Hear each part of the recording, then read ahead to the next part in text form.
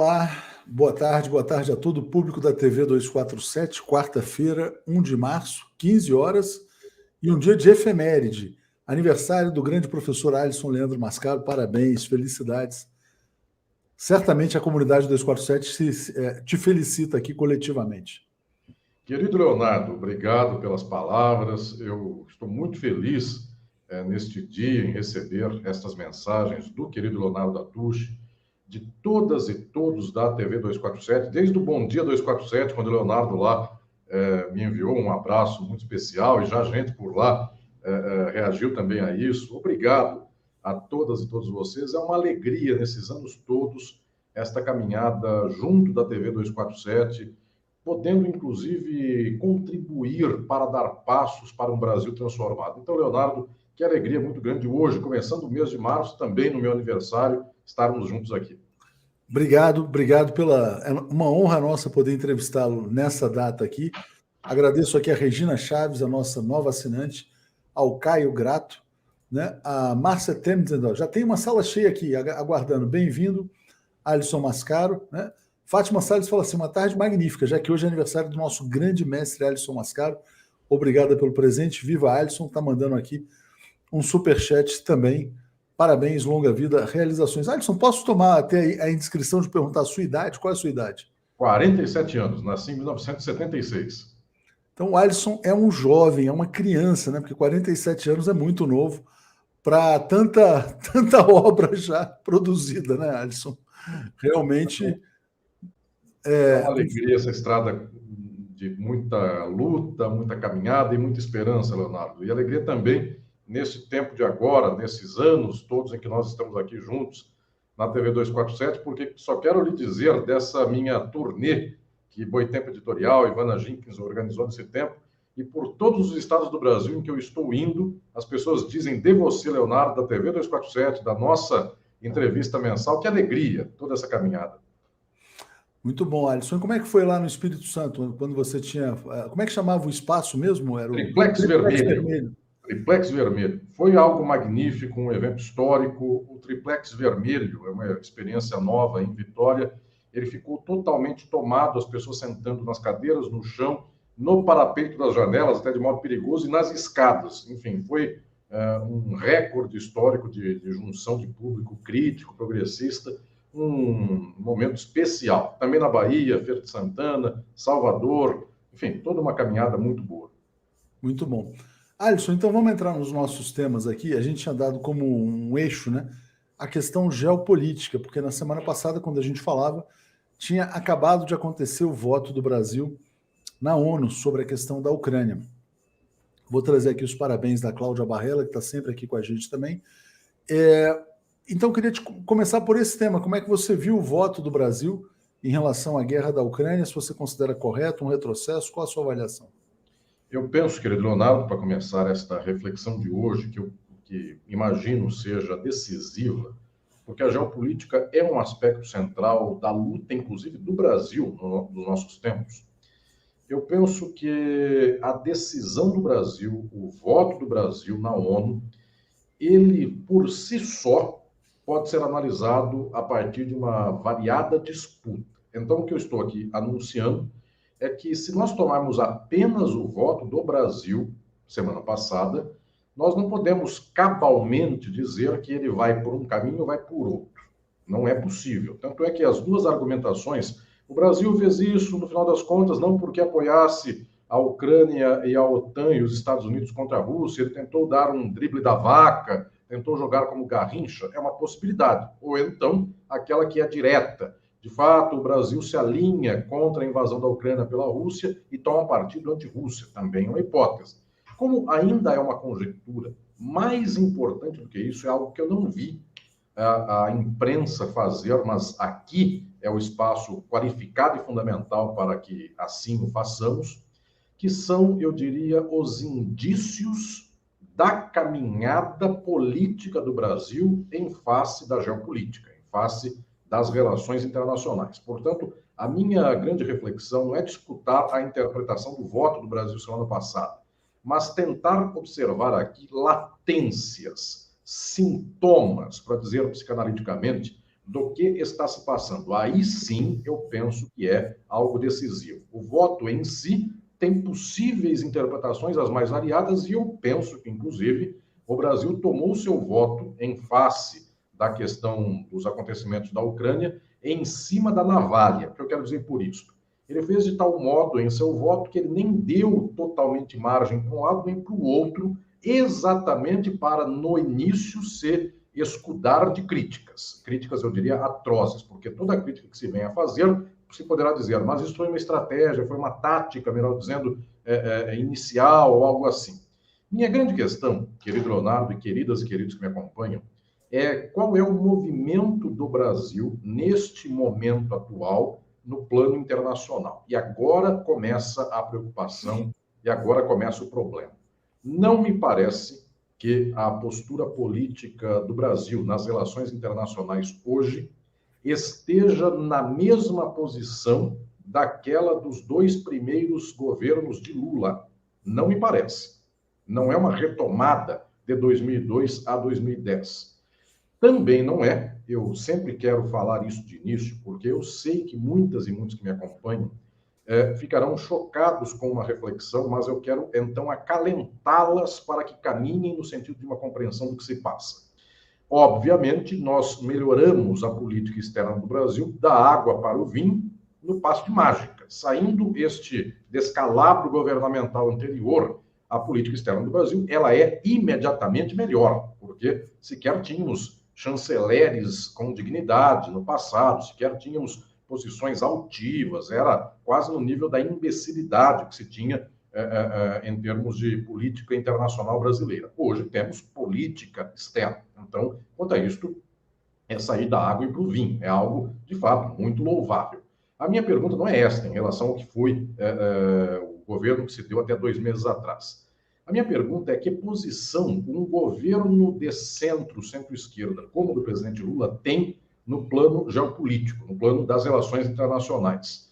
Porque os 2 primeiros mandatos do presidente Lula tiveram uma política que eu chamaria de centro-esquerda, com uma espécie de herança do velho nacionalismo das relações exteriores brasileiro, do Ministério das Relações Exteriores brasileiro, lá dos anos 40, 50, 60 e até 70. Pois bem, o ministro Celso Amorim é uma espécie de último de uma sequência de embaixadores e ministros das Relações Exteriores que tinham uma posição de que o Brasil não devesse estar nem aliado com os Estados Unidos, nem com a União Soviética, dado que o Brasil, na ditadura militar, com a União Soviética, não se aliaria mesmo. O Brasil deveria estar naquele circuito das relações internacionais terceiro-mundistas. Em algum momento isso se chamou, se tinha o nome dos países não alinhados. Pois bem, esta foi a tradição brasileira, que fez, inclusive, com que, no governo Geisel, o Brasil pudesse ser o primeiro país do mundo a reconhecer a independência de Angola, comunista, do MPLA. Essa tradição veio nos governos Lula, portanto, houve uma tradição aqui progressista. Esta tradição tinha ainda, eu diria, um tempero, só uma pimenta e um sal, deu uma leitura até mais de esquerda, com o embaixador Samuel Pinheiro Guimarães e tantos outros mais que estavam à esquerda. É de se lembrar que também Lula tinha como assessor internacional Marco Aurélio Garcia, que tinha uma história, junto com o PT, de relações com a esquerda latino-americana e de outros países também, de outras regiões do mundo. Mas havia, portanto, uma posição, eu diria, histórica do Itamaraty brasileiro, que era uma posição que em algum momento foi negada, os anos Fernando Henrique Cardoso não tiveram esta posição altiva, mas é uma posição que remonta até a tempos da ditadura. Jânio Quadros teve essa posição e tantos outros mais. Então, eu diria que essa tradição veio. Nós estamos, no atual momento, como se fosse uma espécie de momento posterior a esta visão dos não alinhados. Nós estamos com um embaixador, que tem com um chanceler, que vem desta tradição, embora ele não seja um nome expressivo de uma ala à esquerda desse movimento. É um nome técnico. E o nome técnico dos quadros do Itamaraty, mas não expressivamente reclamando uma posição de esquerda. O que mudou? Nós não temos mais uma geração como a do embaixador Samuel Pinheiro Guimarães e de outros mais que eram velhos nacionalistas, velhos diplomatas e uma leitura do Brasil independentista no plano internacional. Então, isso falhou. Nós tínhamos nos 2 governos anteriores de Lula, nós não temos mais. Nós não temos mais um assessor internacional ligado diretamente aos partidos de esquerda latino-americanos, como tivemos, portanto, Marco Aurélio Garcia. De tal sorte que, nesta tomada de posição do governo Lula, muito rapidamente se entrega às favas a posição, por exemplo, da Venezuela, coisa que não se fazia anteriormente. Agora já se dá de bandeja que a Venezuela é um problema, claro, se administra melhor do que o que havia no governo anterior, isso é inegável, mas não no nível do que vinha antes. Então, me parece que, olhando este quadrante, obviamente o governo Lula não se entregará de braços abertos para os Estados Unidos, para o imperialismo, com um sorriso, mas me parece que o arranjo das relações exteriores do Brasil hoje é menos nacionalista do que o que foi dos anos 2002 a 2010. Portanto, é um perfil mais baixo. Low profile é esta posição que temos hoje no Brasil. Lembra um pouco a posição das relações internacionais dos governos Dilma, que não foram projeções tão ativas, não eram perfis tão incisivos no plano internacional, de tal sorte que me parece que aqui o Brasil ele tem de início, de arranque, uma posição a menos do que foi antes. E eu tenho uma tese sobre isso. É porque de 2002 a 2010, o Brasil não sabia direito nas relações internacionais que ele não podia se aliar com a China, com a Índia, não podia fazer BRICS. Ele percebeu a posteriori que isso era proibido pelos Estados Unidos. Depois que ele percebeu, ele não fez. Ele não voltou à tona com tanta atividade. Portanto, agora ele tem medo de fazer aquilo que antes, sem saber que era impossível, ele fez. É muito interessante a sua reflexão, porque ela passa a ideia de que no passado o Brasil foi mais independente, mais ativo e altivo, para usar a expressão do embaixador Celso Amorim, porque os limites não haviam sido colocados. O golpe de 2016, então, teria sido pedagógico, a prisão do Lula teria sido pedagógica, no sentido de que não é mais possível cutucar a onça com a vara curta, vamos dizer assim, de que o Brasil agora tem que se conformar com um papel subalterno na ordem das nações? Pedagógico, eu entendi o sentido que o querido Leonardo está dizendo, e é uma ironia, claro. A dimensão é a seguinte: o Brasil fez, de 2002 a 2010, um deslocamento de sua posição para, inclusive, se encontrar com China, com Rússia, com a África do Sul, enfim, para juntar-se para os BRICS. E isto, naquele momento, não incomodava, eu diria, plenamente a dinâmica a dinâmica estadunidense, porque esta dinâmica, de alguma maneira, tinha a China como uma espécie de braço acessório. O crescimento da China era também o crescimento dos Estados Unidos sem grande antagonismo, embora projetasse-se um antagonismo para o futuro. Pois bem, o futuro chegou. Então, o que percebemos aqui é que o golpe do Brasil, o golpe sofrido no Brasil, teve também, não é a única obra exclusiva do plano internacional, mas teve também uma grande participação internacional dos Estados Unidos. E, de alguma maneira, como os governos do PT não são governos ideológicos, e aqui é um grande problema, as esquerdas do Brasil que disputam cargos, as que ganham eleições, não são esquerdas ideológicas, são esquerdas pragmáticas. E qual é a diferença de uma esquerda ideológica para uma pragmática? A ideológica tem uma meta, tem um objetivo, e ela, mesmo que perca, ela busca consolidar posições, ela busca esclarecer o povo, ela busca tornar o povo mais unido em torno desses ideais. Uma esquerda pragmática busca resolver um problema e entregar uma boa solução. Portanto, não tem uma perspectiva de médio e longo prazo. Tem a perspectiva de se safar de problemas. E, infelizmente, a esquerda do Brasil, historicamente, não é uma esquerda ideológica. Ela tem até raiva de pessoas que tenham uma meta, um horizonte definido. Ela é uma esquerda de acordos. Ela hoje tem um problema, resolve esse problema, nomeia um colega do inimigo para o tribunal tal e tenta resolver um problema, de tal modo que esse nível pragmático faz com que o Brasil não tenha, nos dias de hoje, um peso ideológico maior do que um peso pragmático. Então, nas relações internacionais, dado o sintoma, dado o fato de que o Brasil de esquerda, o governo Lula, Dilma, esses governos apanharam muito no plano internacional, como não há uma posição, eu diria, ideológica assentada de pronto, tende um governo pragmático a ver um poder do porrete na mão dos Estados Unidos e, de alguma maneira, amaciar para esse porrete. Então, eu diria que, inclusive, nem é uma espécie de amaciamento total, porque não me parece que abrirão um sorriso, mostrarão os dentes e dirão, nossa, que legal ser refém. É uma prática, ou haverá uma espécie de política em favor dos BRICS, mas não uma política expressiva. Será uma política a 50%. Leonardo, eu vou tomar aqui a liberdade, porque, inclusive, eu citei isso no livro do Crítica do Fascismo, que eu estou lançando agora.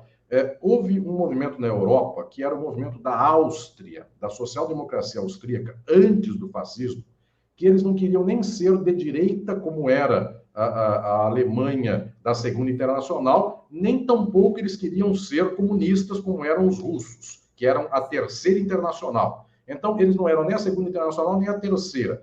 Fizeram uma piada dizendo, já que a Áustria também não quer ser tão de direita quanto a Alemanha, também não quer ser tão de esquerda quanto a União Soviética, a Áustria é a segunda e meia internacional. Eu diria que o governo Lula, este terceiro, ele tomando a piada do que faziam com a Áustria, uma posição desta é 1,5 em face do que foi antes. Enfim, então ele não é, ou então é meio do que foi antes. Ele não é um governo de direita. De direita foi o de Bolsonaro, foi o de Temer.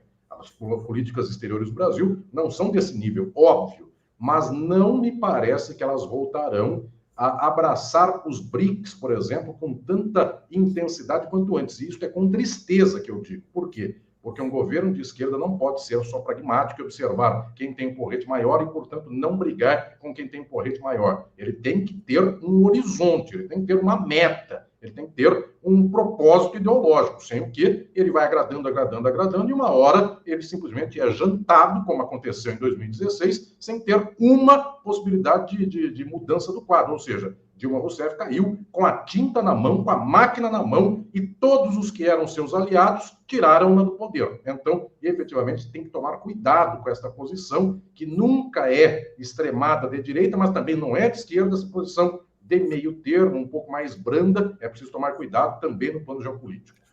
Alisson, deixa eu te fazer uma pergunta.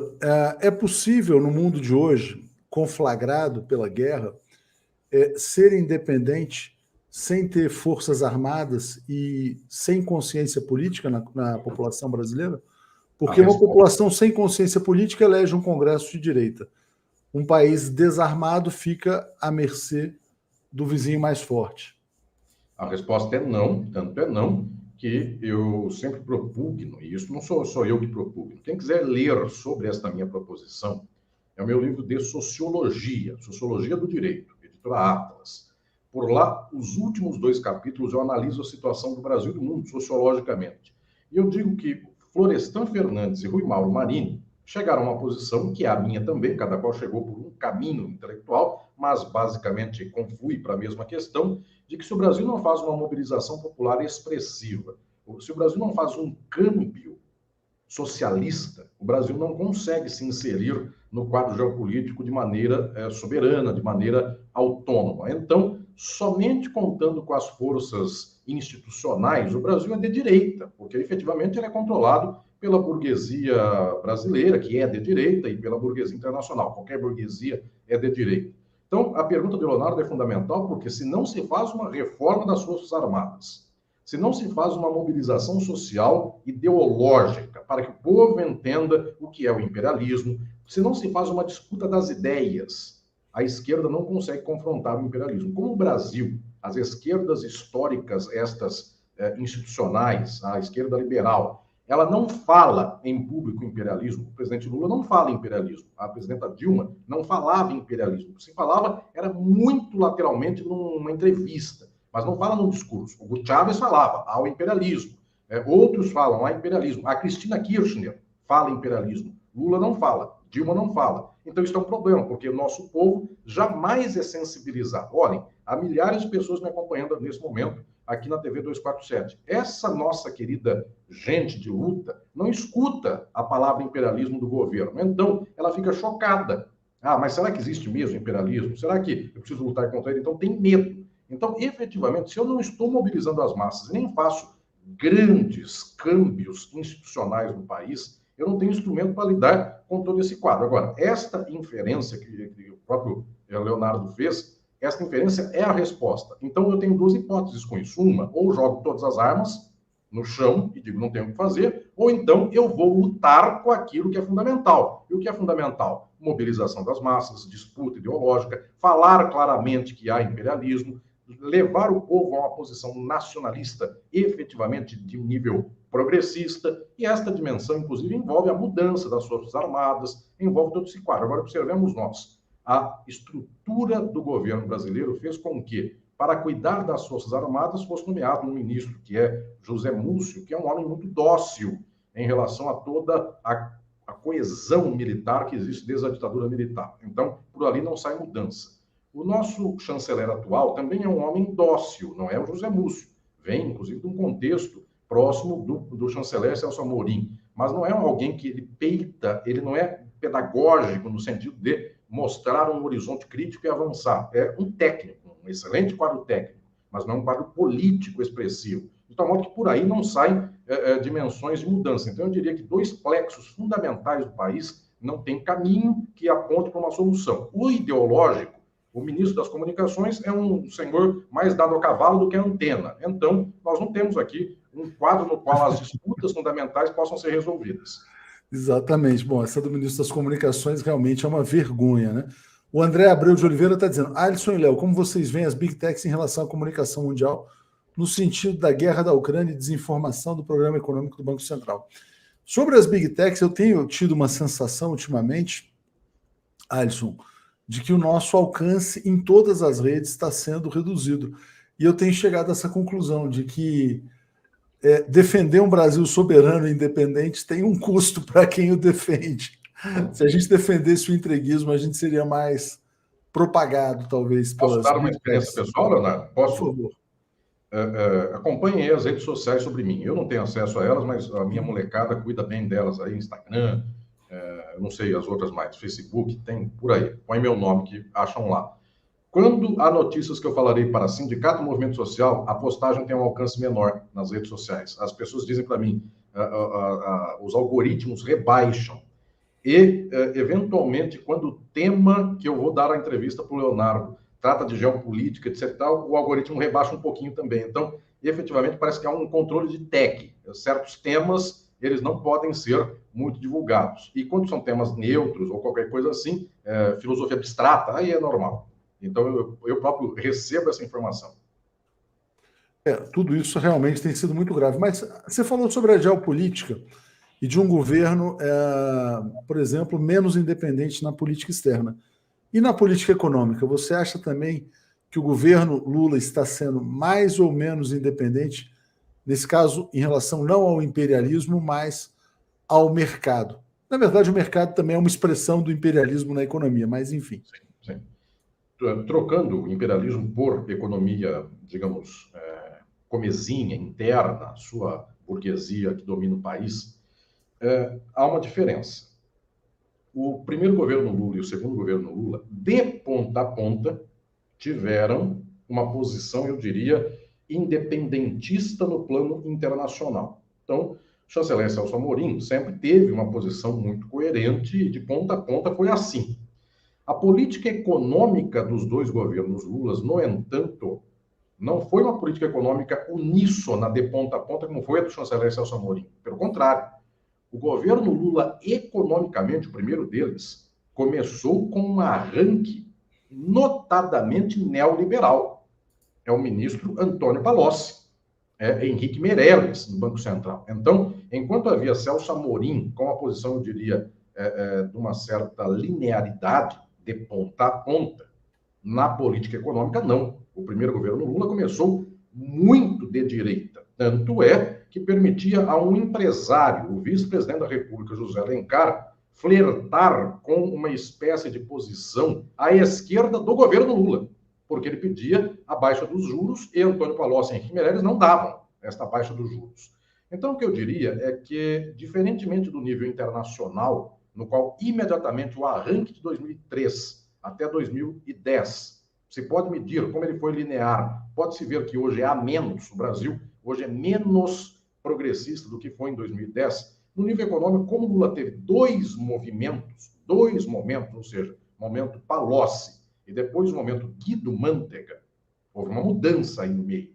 Então, a pergunta decisiva é que posição tem o Brasil economicamente hoje? Eu estou dizendo aqui ainda em termos de comparação com o Lula de antes, porque eu poderia pensar não em comparação com o próprio Lula, eu poderia pensar em comparação com as demandas históricas, com os reclames que o tempo histórico impõe a todos nós. Então, nesse sentido, eu poderia dizer, estamos fazendo muito pouco ou quase nada, nós não estamos reestatizando nada, nós não estamos fazendo nada. Como também não foi feito nos governos anteriores do PT. Mas eu só estou tomando PT versus PT, ou seja, governos de antes e governos de agora. Nesta posição, então já se revela aqui um primeiro quadro. Qual é?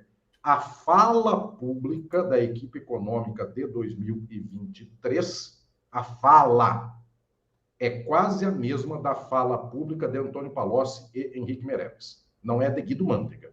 Portanto, a fala pública é em defesa do fechamento das contas, em defesa de um certo arcabouço fiscal sustentável, de uma certa rigidez das contas governamentais, da finança brasileira. Esse discurso não tem lembrança muito grande com o Lula de 2008, que falou a crise econômica do capitalismo mundial, no caso do Brasil, será uma marolinha porque eu vou investir ainda mais. Essa forma de fala tem lembrança com Palocci, tem lembrança com Meirelles. Portanto, não é, obviamente, o ministro Fernando Haddad similar a Antônio Palocci, mas este Roberto Campos Neto é similar ao Henrique Meirelles. Então, a questão decisiva é a fala do ministro Haddad, a fala dos demais ministros da ordem econômica, parece uma fala mais próxima de Guido Mantega até o presente momento? Não. Parece uma fala mais próxima daquela do Palocci. Se você me permite, eu diria que o Roberto Campos é pior do que o Henrique Meirelles, porque o Henrique Meirelles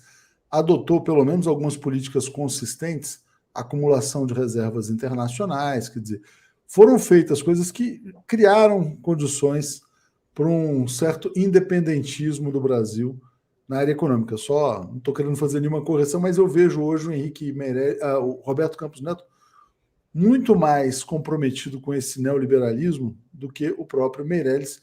E o Adilson está dizendo assim, ó, até quando vamos suportar tomar esse remédio mortal chamado Consenso de Washington, depois desse receituário matar vários países da América Latina? Então, para dizer, nesta situação, que o Brasil, tendo vivido uma rápida aceleração da desindustrialização, entendo o que estou dizendo, o Brasil se desindustrializa desde a década de 1980, mas nos últimos anos, isso inclusive entrou numa ladeira, num descenso imenso, com Temer, com Bolsonaro.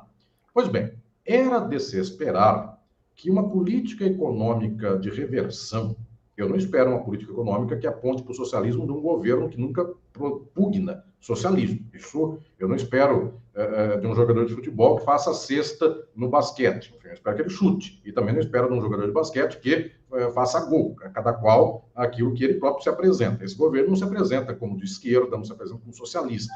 Se apresenta como bom entregador de políticas públicas de inclusão. Pois bem, dado isto, não há, até o presente momento, já são 2 meses passados, não há uma posição candente da área econômica no sentido de dizer que esta área econômica vai despertar, para falar aqui uma expressão muito do gosto de certas figuras da direita, despertar os instintos animais do desenvolvimento econômico do país. Quem lidera a proposta da reindustrialização do país? Quem lidera a proposta da retomada das estatais que foram dadas a preço de banana para alguns especuladores? Ninguém está lidando com isso. A área econômica do governo atual tem discurso neoliberal, ainda que seja um neoliberalismo mitigado, ainda que seja dizendo assim, vou cuidar das contas, porque cuidando delas, amanhã eu posso fazer uma coisa melhor. É um discurso que agrada a Faria Lima. No entanto, cadê o discurso que possa destravar os empreendimentos econômicos? Posso dizer, vou fazer obra, dar emprego, começar um ciclo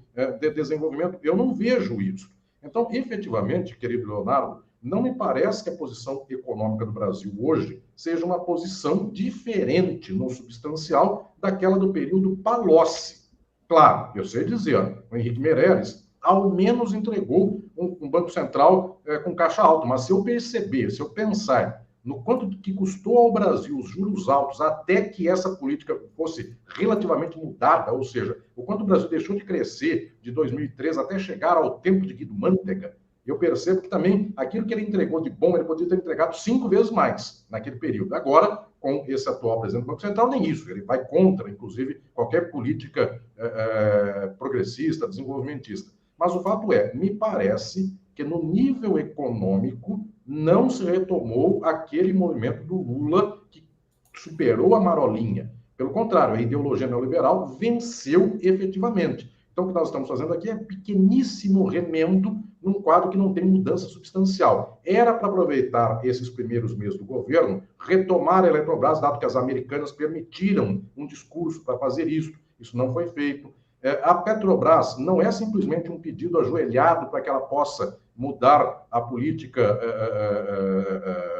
de paridade de preços, a PPI. Muito pelo contrário, é para ir com sangue no olho, dizendo, eu não dou mais 2 meses para isso acontecer. Como esse discurso não existe, é sempre um pedido de desculpa por tentar mudar, sempre nós somos reféns desses especuladores da Petrobras e de outros setores mais. Então, o que estou dizendo é o seguinte, não tem ninguém que tem uma postura efetivamente progressista no campo econômico. Até agora não se verbaliza diretamente isso. É tudo mitigado, é tudo conversa que agrada a Faria Lima, é tudo cafezinho com punhos de renda. Então, efetivamente, esse quadro é um palocismo 2.0.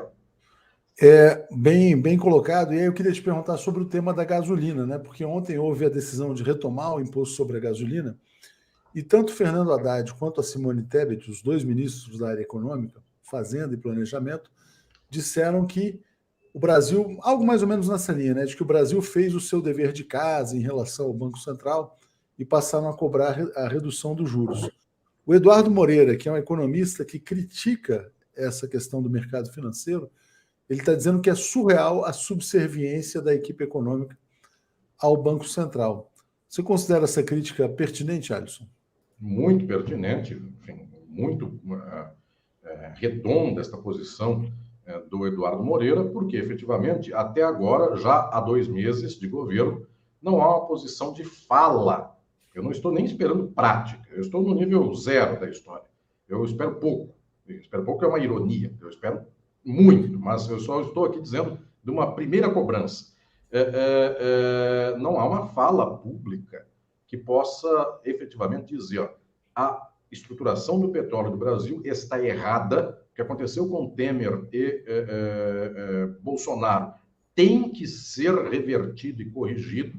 Esta fala até agora não surge, é uma fala sempre mitigada, é uma fala sempre que dá uma posição para lá, outra para cá, para chegar no meio termo, só que isso aqui é de uma infâmia sem fim, porque tentar colocar o policial bom e o policial malvado para chegar ao meio termo disso é uma posição esdrúxula. Um comando político para um país que se pretenda progressista não tem 2 alas para escolher no meio termo. Ele tem um único caminho a seguir. Então, não é aqui interessante colocar policiais bom e policial ruim para ficar depois dizendo-se a boa virtude do meio termo entre os dois. Isso é um absurdo. Quem tem uma política econômica tem uma. E não tem um lado e o outro para escolher no meio termo. Então, eu quero aqui dizer que esta situação do petróleo é uma situação, inclusive, de um peso extraordinário para as decisões nossas atuais, e ela deveria ser um dos plexos, um dos corações do presente momento. Ou seja, nós já deveríamos ter um mapa inteiro do que faríamos em 4 anos. Mas, Leonardo, eu vou me permitir aqui fazer uma pequena reflexão, dado o caso da gasolina, o caso do petróleo, para entendermos a situação. Eu tenho muito medo de uma posição progressista, eu diria, de meio termo, ou então daquilo que eu chamo de liberalismo de esquerda, porque isto fez a decadência do governo Lula e Dilma no final. Isto fez com que, inclusive, no segundo governo Dilma, ela tomasse uma posição econômica à direita, pressionada pelos ditos mercados, e isto esgarçasse as condições de governabilidade dela. O que estou dizendo é que esta posição meio de esquerda é o pior dos mundos. Porque um governo se assume de esquerda e enfrenta diretamente o seu inimigo e toma o amigo, chama ao seu lado, ou esta tentativa de agradar um pouco ao mercado, um pouco ao especulador da Petrobras, um pouco a isto, um pouco aquilo e um pouco ao povo, dá sempre errado, porque sai todo mundo desagradar. Olhem Olhem algumas coisas decisivas. Eu sei que muitas e muitos aqui me acompanham meus livros, etc. e tal. Na Faculdade de Direito da USP, onde eu dou aula, a minha disciplina é Filosofia do Direito. Eu tenho um grande companheiro de muitas décadas, que é o professor Gilberto Bercovitch. O Leonardo entrevista a todo momento aqui para a TV 247. Grande figura. O professor Bercovitch, eu quero aqui dizer algo que é muito importante. Nós temos excelentes quadros técnicos do petróleo e da infraestrutura do Brasil. Gente que entende de petróleo, gente que entende de energia elétrica, etc. e tal. E nós temos uma figura que é destacadamente a mais decisiva no Brasil sobre o arranjo institucional, jurídico e político do petróleo, é o professor Bercovitch. Ele é o maior nome do Brasil desta área. Não é um nome para dizer aonde que está o potencial de pré-sal. Isso é um engenheiro de petróleo. Estou dizendo o nome para pensar as amarras institucionais do país, a legislação, que foi feito, o desmonte, como resolver. Então, um nome como o professor Bercovitch, no dia de hoje, se ele não for ouvido pelo governo nos próximos 4 anos, nós certamente desperdiçamos uma chance de ouro de sabermos reverter esse quadro. Agora, a questão decisiva é, hoje a posição em relação à gasolina foi essa. Eu sei, porque não é só que sei, muita gente vem me falar a esse respeito. Eu estou aqui no meu escritório tomando café, me liga alguém e diz assim, então essa posição do governo em relação ao petróleo revela um potencial de que amanhã ele pisa no acelerador e ele faz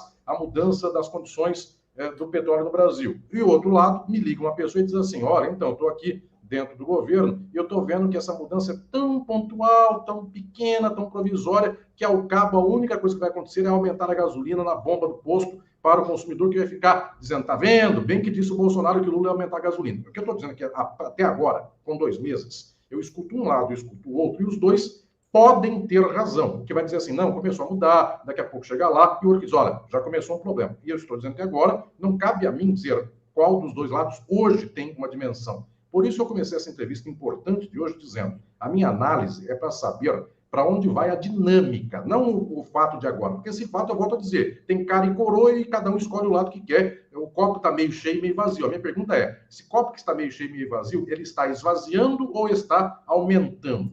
E me parece que esta tomada de posição, até agora, não fez também nenhum pronunciamento, nem nenhuma movimentação pública no sentido da reversão estrutural do que aconteceu nos governos Temer e Bolsonaro no campo do petróleo. Então, me parece que é morder e assoprar. Neste quadro, se aguentar 4 anos, dá de bandeja para a direita um governo daqui a pouco. Deixa eu agradecer esse comentário do Adilson, que ele fala assim, se vamos continuar seguindo uma política econômica ditada pelos Estados Unidos, nunca vamos chegar a lugar nenhum. Para mim, isso está claro. Vou agradecer ao João Sobrinho como assinante também. E Flá SP fala mascaro no STF. Mas sobre essa questão de seguir o neoliberalismo, eu queria te perguntar se existe alguma possibilidade de desenvolvimento dentro dos marcos do neoliberalismo para o Brasil, ou se o neoliberalismo é um projeto de subdesenvolvimento para o Brasil. E ontem eu estava até pensando, vou fazer uma provocação aqui ao público, que seria a seguinte, não é uma defesa do Bolsonaro, não, pelo amor de Deus, tá? Pelo contrário. Mas dentro do neoliberalismo, Alisson, talvez o bolsonarismo entregue uma taxa de crescimento maior da economia brasileira, porque o bolsonarismo abraça o desenvolvimento predatório, Amazônia, agronegócio, coisas desse tipo, sem limites, né? Nesse projeto de ruralização do Brasil. E o bolsonarismo também vai buscar outras vertentes, do tipo garimpos, cassinos, prostituição, jogatinas, coisas desse tipo, já que o Brasil está ficando fora do eixo de desenvolvimento. Eu te pergunto, dá para esperar algum desenvolvimento dentro do neoliberalismo? E também essa reflexão, no neoliberalismo, a extrema-direita pode entregar mais do que a centro-direita ou a centro-esquerda capturada pelo neoliberalismo? Há um quadro pelo qual a crise do capital, ela praticamente não tem solução. O que se passa hoje no capitalismo mundial tende a uma hecatombe do mundo inteiro. Então, por mais que um país busque fazer uma espécie de câmbio parcial, se esse câmbio não é estrutural, nada acontece no sentido de sustentar uma posição definitiva. Observemos o que aconteceu com o Brasil e com a América Latina nos anos 2000 e 2010. O Brasil cresceu, a América Latina cresceu. Tudo isso não é com base numa efetiva nova industrialização, não é com base em reforma agrária, não é com base em inclusão ou controle da economia e dos capitais nas mãos do povo. Pelo contrário, foi indução de consumo. Muito bem, isso não aguenta 3 tempos, porque efetivamente a crise do capital é tamanha que pequenos remendos não dão certo. Eu diria que a posição do que eu chamo de neoliberalismo de esquerda, que são os governos de esquerda do Brasil, da América Latina, eventualmente um ou outro da Europa, que lá nem o que se chama de esquerda pode sequer parecer palidamente de esquerda. Essas posições tentam remendar de um jeito. E agora a pergunta do querido Leonardo, eu vou buscar consolidá-la teoricamente desse modo. Lula, Dilma, Cristina Kirchner, Alberto Fernandes, a Bachelet e Evo Morales e o nosso AMLO no México e outros mais, costuram a crise do capital com um certo fio e um certo ponto de costura. Bolsonaro, Trump e outros mais costuram com outro fio e outro modo de costura. Tanto é que se eu subir, inclusive, com essa leitura, este modo Lula de costurar é o mesmo modo Biden. Eu vou tentar induzir crédito para o povo, etc. e tal. Enquanto o modo Trump é dizer, eu vou te matar, não entra mais imigrante, morra no Texas, coisas assim. Pois bem, são 2 modos de costurar. Os 2 não têm futuro. Porque uma economia predatória, ela acaba em 3 tempos. Enfim, acabado o que vai depredar, acabou a acumulação. Portanto, se eu viver aqui de matar o vizinho para pegar o seu terreno, depois que eu cresci, dobrei de tamanho, não tem mais onde matar, não tem mais onde crescer. Portanto, tem um teto também esse crescimento propugnado pela extrema-direita. Agora, o que nós conhecemos mais frequentemente é o teto da esquerda liberal. Foi a tentativa da Europa.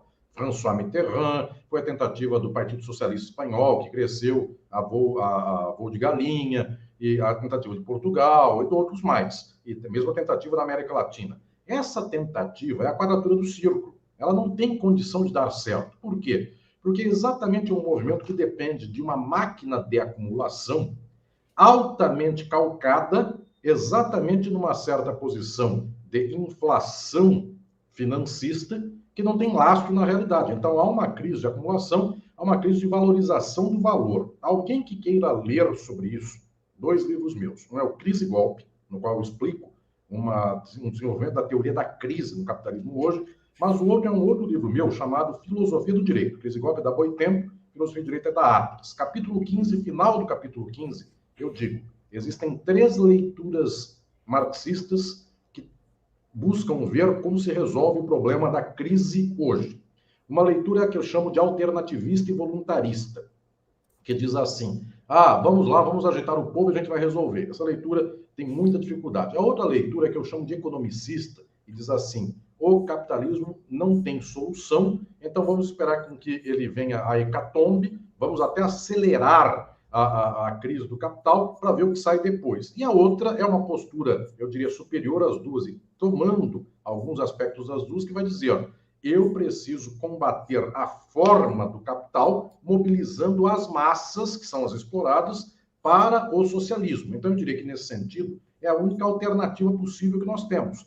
Uma coisa um pouquinho pálida disso, alguns governos mais, eu diria, enraizados numa consciência popular, tentam fazer no mundo. Eles se aguentam mais, inclusive nesse sentido. Alguns países da América Latina se aguentaram mais, alguns países da Ásia continuam se aguentando. Então, eu diria que nós, enquanto não tivermos essa mobilização progressista, nós não temos alternativa. Vai ser sempre isso, um voo de galinha. Para que amanhã venha um novo golpe, é um segundo. Então, efetivamente, nós, vivendo um jogo pragmático, de pequenas apostas para resolver problemas de curto prazo, a gente perde o longo prazo.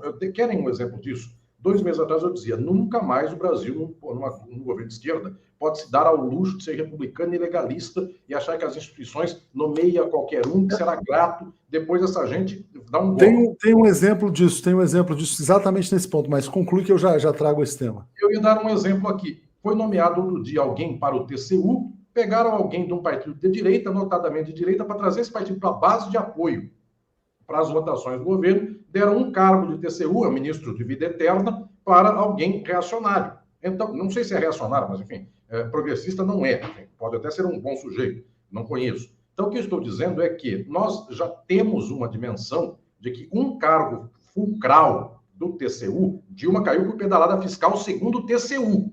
De novo, um cargo não é dado para a esquerda, é dado para a direita, em troca de governabilidade. Nessa, as instituições são da direita, pedindo, pelo amor de Deus, para que se governe um pouquinho, para que se deixe a esquerda governar. É um exemplo disso. Bom exemplo, muito bom exemplo. O Romeu Pinheiro Costa está dizendo: qualquer saída neoliberal está fadada ao Congresso. Alisson, assunto de hoje, o grande assunto do dia, do tema de hoje, escondido pela mídia tradicional e que a gente traz a público aqui com grande destaque, o governo Lula acaba de adiar a Assembleia da Petrobras, que iria indicar os conselheiros do Conselho de Administração. Bom, o que aconteceu? O governo Lula, Palácio do Planalto, indicou uma lista de nomes e o ministro de Minas e Energia, do PSD, do Gilberto Kassab, trocou os nomes e indicou nomes ligados ao mercado financeiro. Bom, com 4 nomes nesse conselho do mercado financeiro, mais 3 conselheiros indicados pelos acionistas minoritários, o mercado financeiro, leia-se, grandes bancos, né, teria a maioria no conselho da Petrobras. E com as regras de governança, o mercado financeiro estava hoje, no dia de hoje, tomando o controle acionário da Petrobras das mãos do presidente Lula. Os petroleiros ficaram revoltados, esse tema veio a público, a gente deu destaque a isso e foi adiada a Assembleia. Bom, outra informação exclusiva aqui do Brasil 247, né? O Bruno Bianco, que foi advogado-geral da União no governo do Michel Temer, que também atuou no Jair Bolsonaro, e quando sai do Jair Bolsonaro, vira sócio do banco BTG Pactual, foi quem articulou, junto ao ministro de Minas e Energia e ao Centrão, esse novo conselho de administração da Petrobras. O banco BTG Pactual enviou uma nota ao 247, dizendo que respeita as instituições brasileiras e que é tudo mentira. Então, estou aqui registrando a posição do BTG Pactual, mas a gente confia nas nossas fontes, né? Então, hoje, Alisson, houve uma tentativa de tomar a Petrobras do presidente Lula. E a troco de quê? A troco da governabilidade, porque o Ministério de Minas e Energia foi entregue para o Gilberto Kassab. Como é que você avalia uma situação como essa? Trágica. Apenas nós precisamos ter dimensão de que uma linha condutora muito rapidamente inteligível deva guiar a posição governamental quanto à Petrobras. E esta linha pode ser elencada de vários modos, ou seja, que frase que unifica o povo podemos ter em face da Petrobras. Lenin, quando foi agitar as massas para a Revolução, dizia sobre pão, terra e paz. Que quer um governo progressista, que desejaria querer um governo progressista em relação à Petrobras? Torná-la, de novo, uma empresa, uma autarquia pública, torná-la, de novo, direcionada aos benefícios do desenvolvimento do país. Pois bem, que linha nós poderíamos esperar do governo brasileiro nesse sentido? O petróleo é nosso. Imaginem vocês se amanhã ou depois da manhã nós pudéssemos ouvir do presidente da República que sua linha pelos próximos 3 anos e 10 meses será: o petróleo é nosso. De tal modo que, se ele falasse isso, o ministro das Minas e Energia, ligado à área da Petrobras, esse ministro, então, ele tem que se alinhar com esta posição, e não me parece que uma leitura de que o petróleo é nosso seja muito similar a essa desses banqueiros aí que estão tentando tomar de assalto o Conselho da Petrobras. Me parece que a posição do Eduardo Moreira está mais próxima de uma posição do petróleo é nosso do que essa outra. Então, se nós tivermos uma linha, não vou dizer que um governo de esquerda consiga tudo que representa essa linha, porque seria fundamental reverter imensamente essa privatização de pedaços que foi feita pela Petrobras, mas que haja uma linha. Por enquanto, esta fala ainda não foi feita. Foi falar de reverter a PPI, foi falado de tentar restabelecer a malha de refinarias e distribuidoras, mas não se falou como restabelecer essa malha. Então, é uma espécie de boa anunciação, mas sem um delineamento claro. Eu diria que a única forma do presidente Lula tomar as rédeas na mão é, o mais rápido possível, anunciar que o petróleo é nosso e toda a caminhada dos 4 anos será para fortalecer novamente a Petrobras, tirá-la das mãos dos abutres e voltar para as mãos do Estado e, eventualmente, para as mãos do povo. Então, eu diria que com esta caminhada, o ministro que não se ajeita a isso, já se sabe que não tem o que fazer. Aí, vamos lá. Mas e a direita que faz acordo com o governo, etc. e tal? Sabe que se tomar um ministério como esse ministério é orientado ao seguinte lema: o petróleo é nosso. Se você não concorda com esse lema, não tem ministério. E se o Lula não vai ter voto no Congresso Nacional do partido do Kassab, paciência. Né? Porque se o preço do voto do Kassab é entregar a Petrobras, é melhor, né, não aceitar. O Fabiano Cassetari está dizendo: o que o Mascaro disse acerca da governabilidade do governo do PT junto à direita ilustra bem a fraqueza da esquerda junto ao capital, como sempre. Alisson, eu queria só trazer uma última notícia aqui para a gente falar rapidamente, que é essa aqui, olha. Do que se trata essa captura da Petrobras pelo mercado financeiro? A Petrobras pode pagar em 2022 200 bilhões de reais em dividendos, né? E aí, significa o quê? O dividendo do acionista da Petrobras é a fome do povo brasileiro. É o gás de cozinha mais caro, é o menino que está pedindo dinheiro na rua, é tudo isso. E aí você tem um ministro do governo Lula que quer entregar a Petrobras para a Avenida Faria Lima e não foi demitido ainda, Alisson. Quer dizer, eu acho, queria te colocar essa provocação, se esse não seria o momento do presidente Lula radicalizar. Radicalizar no sentido seguinte, quer dizer, olha, não quer fazer um governo progressista, vai embora. Né? E pagar para ver qual que é o preço. Se esse Congresso Nacional do Gilberto Kassab e assemelhados tem peito para fazer um impeachment do presidente Lula, por exemplo. Né? Porque realmente ficar dependendo Você citou o ministro do avião. União Brasil tem o ministro do cavalo, né? Que foi no avião da FAB lá no negócio de cavalo de raça, e não entrega voto. O Kassab, para entregar voto, quer a Petrobras. Quer dizer, como é que fez? Não quer a Petrobras para ele quer a Petrobras para o BTG e os outros bancos, para que eles recebam 200 bilhões em dividendos. Não é hora de radicalizar?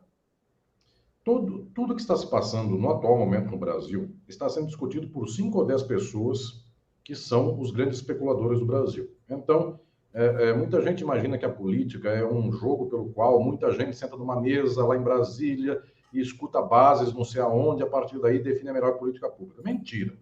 A política de uma sociedade capitalista é definida por 5 ou 6 abutres que olham para aquilo que eles olham para aquilo que eles têm potencial de acumular e vão começar a direcionar dizendo: olha, você que eu elegi para senador ou deputado, que eu financiei para a eleição, você vai ter que fazer a política que interessa ao meu banco, ao meu banco de investimentos, à minha empresa, etc. e tal. Pois bem, o Brasil está sendo, neste atual momento, nesse dia do meu aniversário, aqui, 1º de março, 10 grandes magnatas do Brasil estão nas suas mesas discutindo de forma horrível, como abutres, qual é o butim que eles vão tomar no dia de amanhã. A Petrobras ainda é butim?